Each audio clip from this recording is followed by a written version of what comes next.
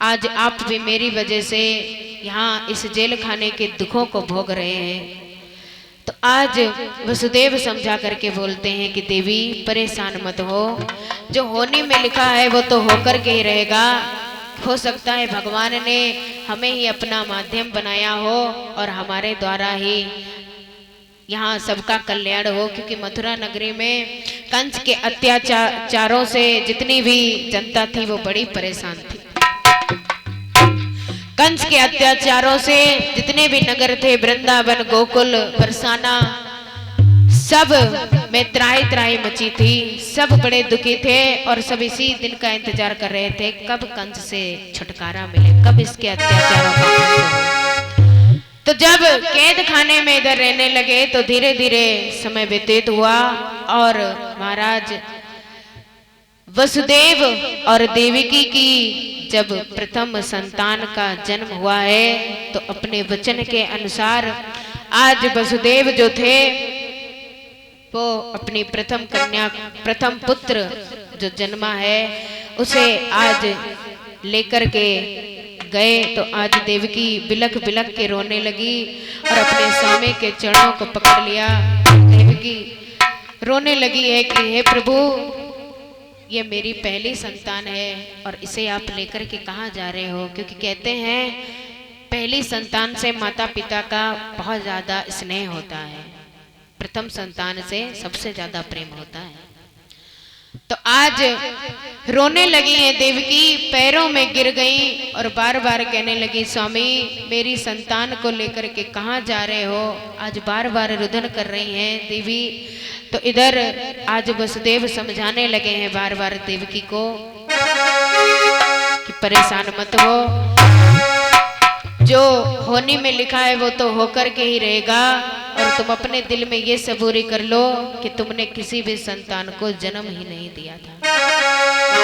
अगर हम संतान को लेकर के तुम्हारे भाई कंस के पास में नहीं जाएंगे तो वो यहाँ आकर के इसे भी मारेगा, संग में हम और तुम्हें भी मार देगा। तो आज यही बात सोच करके महाराज वसुदेव जो थे वो देवकी को बार बार समझा करके आज लेकर के गए अपनी प्रथम संतान को कंस के पास में। तो आज जैसे ही अपनी पहली संतान को लेकर के पहुंचे हैं महाराज कंस के दरबार में, तो आज कंस बड़ा प्रसन्न हुआ ये देख करके कि हमारे बानोई साहब बचन के बड़े पक्के हैं। सही संतान ने जन्म लिया, उसे ले आ करके आज हमारी गोदी में डाल दिया। आज कंस बड़ा ही प्रसन्न हुआ। तो कंस ने आज कहा कि आकाशवाणी के अनुसार आपकी 8वीं जो संतान होगी वो हमारा काल बनेगी। ये तो मेरी बहन की प्रथम संतान है, एक काम करो इसे आप वापस ले जाओ और मेरी बहन की गोद में डाल दो, इससे वो बहुत प्रसन्न होगी। तो आज इधर कंस को बड़ी दया आ गई और इस बात से प्रसन्न हुआ कि उसके बहनोई वचन वाले हैं, उन्होंने अपने वचन का पालन किया। और उस नन्हे से बच्चे को देख करके भी आज कुछ उसकी मन पिघल गया, क्योंकि छोटे से बच्चे को देख करके बड़ा स्नेह आता है इस पर, बड़े ही प्यारे लगते हैं जब बच्चे एकदम छोटे से होते हैं। तो आज कंस को अपने भतीजे का मुख देख करके स्नेह आ गया, तो उसने आज वसुदेव जी को वापस भेज दिया।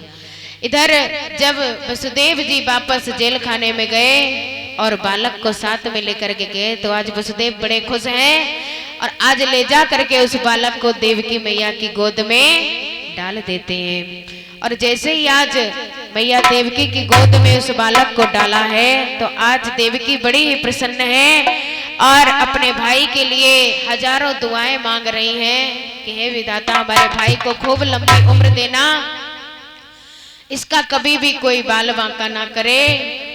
लेकिन हुआ क्या, इधर जब देवताओं ने देखा है कि कंस तो बड़ी दया दिखा रहा है, इससे तो इसके पाप कभी पाप का घड़ा भरेगा ही नहीं, और अगर ये ऐसा करता रहा तो फिर भगवान अवतार कैसे लेंगे।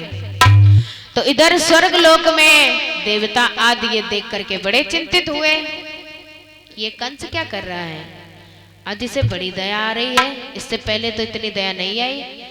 अगर अब ये दया दिखाएगा तो फिर भगवान का अवतार कैसे होगा और इसके पापों का घड़ा कैसे भरेगा।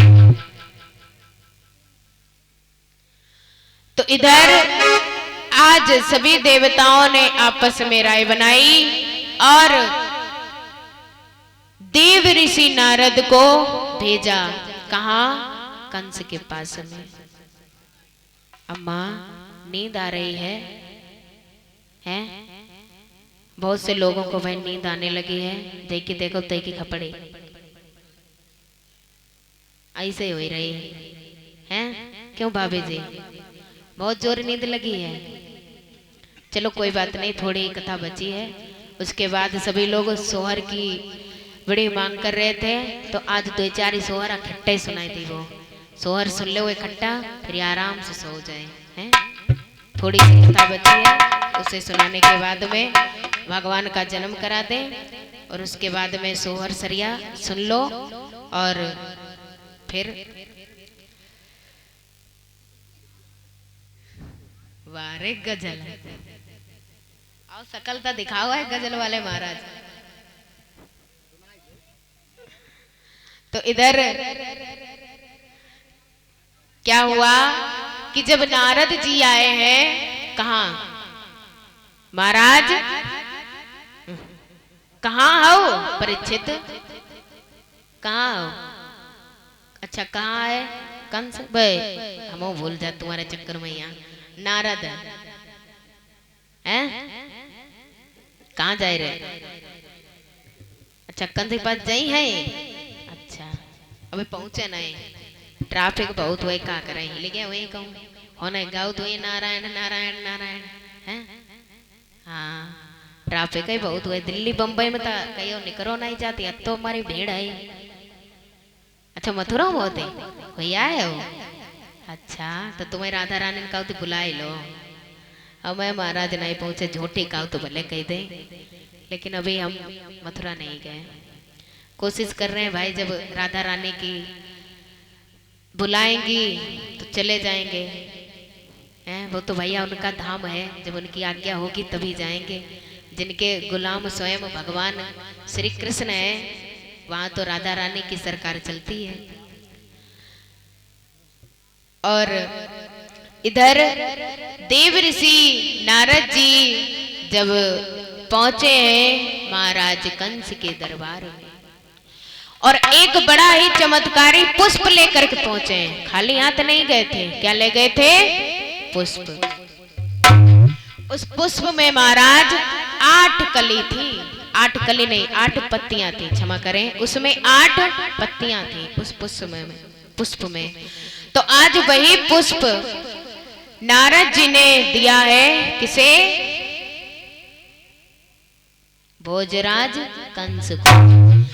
जब कंस को दिया है, कहा है कंस क्या हुआ, तुम्हारी बुद्धि तो ठिकाने है?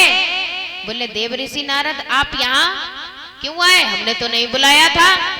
जब देखा तब ठाड़े ले बीड़ा, इसे पर रात करे का कुछ काम धंधा नहीं है? कद काम धंधा का हो कि हमारे हमने बराते नहीं करे के हुआ काउती मेरुआ की नौकरी करे ना छूटे, तो मैं बरात नहीं करे, और तुम्हारे किसी तो नहीं कराए तो मैं तुम छुटती नहीं हो। तो भोजराज कंस बोले अच्छा बताओ काहे पधारे, कष्ट काहे करो अइबे करो। बोले कष्ट क्या, हमें तुम्हारी बड़ी चिंता रहती है महाराज। तुम इतने बढ़िया राजा हो कि हम नहीं चाहते हैं कि तुम धरती पर से हटो, तो मैं तुम्हारे प्राणन की हमें बड़ी टेंशन लगी रहती है। तो कही अच्छा बताओ भाई क्या सेवा करें तुम्हारे? बोले सेवा कछुरान दो करना के काम करो। अब भाई वसुदेव अपनो लल्ला लेके आए थे और तुमने का वापस कर दो, काहे करो? कई वापस का करो। देवताओं ने जो आकाशवाणी की थी देव ऋषि नारद, वो 8वीं संतान की थी, और वो मेरी बहन की पहली संतान थी, इसीलिए मैंने उसे वापस कर दिया, क्योंकि वो मेरा क्या बिगाड़ सकती है। तो इधर देव ऋषि नारद बोले महाराज काल क्या पहला और क्या आखिरी, कौन कब पहला हो जाए, कौन कब आखिरी हो जाए, इसका कोई भरोसा है? तो कंस बोले आप कहना क्या चाह रहे हो, साफ साफ बताओ। कहीं साफ साफ बताओ का तुम साफ साफ लो देख ले, तुम्हें दिखाने के लिए कुछ नहीं है, तुम सुन ले। हाँ, तो भोजराज कंस को नारद जी ने एक पुष्प दिया है। क्या दिया? पुष्प दिया।